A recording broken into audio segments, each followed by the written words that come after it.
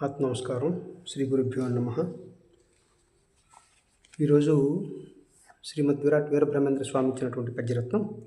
మిత్రుత్వముతో నాప్తుల శత్రుత్వముతోడనవ్య జనమును చూడన్, గాత్రమును బట్టి యముడే మాత్రము సంధియము లేక మట్టును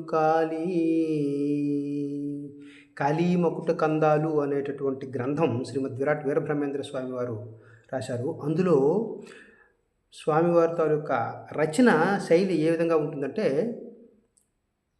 పదజాలం బాహ్యార్థము అంతరార్థం రెండు ఉంటాయి.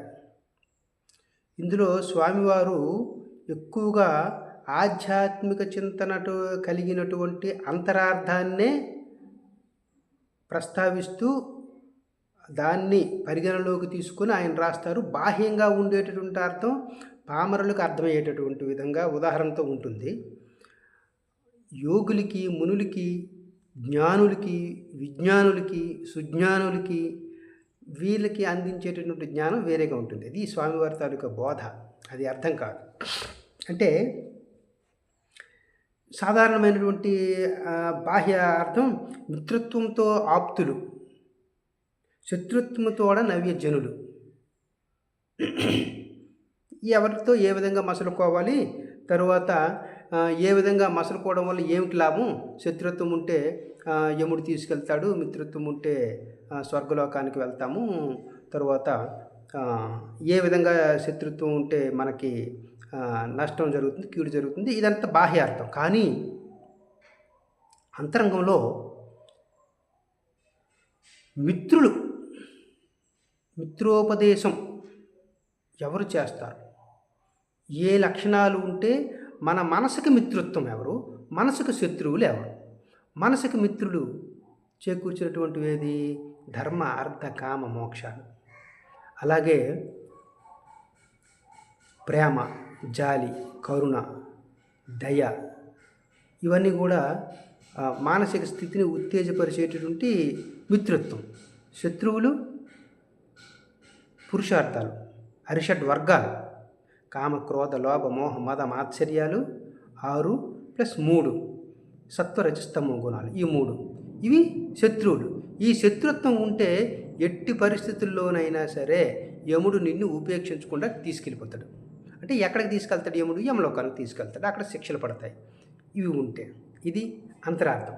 అయితే మరి మిత్రులెవరు?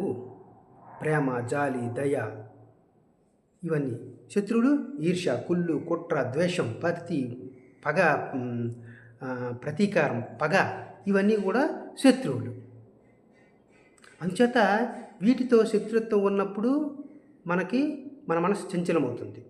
మనం మిత్రులుగా మార్చుకోవాలి. మన మనసుకి మిత్రులు ఎవరైతే ఉన్నారో వాళ్ళనే మనము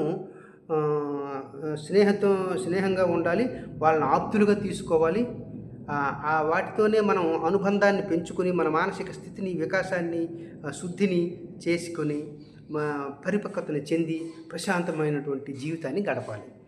ఇప్పుడు ప్రతి వారి పట్ల ప్రేమ, జాలి, దయ, కరుణ, వాత్సల్యం, దానం, ధర్మం, సత్యం ఈ మార్గాలన్నీ కూడా ఆప్తులు. మన మనసుకి, మన మనసు వలన శరీరానికి, ఈ శరీరం వలన మనసు వలన పరలోక సుఖం, ఇహలోక సుఖం ఇవన్నీ కూడా ప్రాప్తిస్తాయి. కాబట్టి ఇటువంటి మార్గాన్ని మనం ఎన్నుకొని మన ఇహలోకము, పరలోకము ఇటువంటి మార్గాన్ని, సత్య మార్గాన్ని మనం అనుసరించినట్లయితే మన జీవితం చక్కగా తీర్చిదిద్దబడుతుంది. మనము సన్మార్గంలో ఉంటాము, ఒకరికి ఆచరణయోగ్యంగా ఉంటాము, అలాగే ఆదర్శనీయంగా ఉంటాము. అంచేత అటువంటి జీవితాన్ని మనము ఉత్తమమైన జీవితంగా భావన చేసుకుని మన తోటి వారికి, తర్వాత మనకంటే చిన్నవారికి, మన తర్వాత తరం వారికి మనకు అందించేటువంటి సద్గుణాలే ఇవన్నీ కూడా. కాబట్టి మనము ఈ మార్గాన్ని అనుసరించి, స్వామివారు చెప్పినటువంటి సత్య మార్గాన్ని అనుసరించి మనము ఉన్నతమైనటువంటి గతులు పొందడానికి మన జీవన విధానాన్ని మనం ఈ విధంగా మార్చుకొని, మనం మన శైలిని అవలంబించుకొని ఆ సత్యపదాన్ని అనుసరింపజేయాలని కోరుకుంటూ, స్వామివారు ఇచ్చినటువంటి సందేశాన్ని తూచా తప్పకుండా మనం పాటించాలని కోరుకుంటూ స్వస్తి.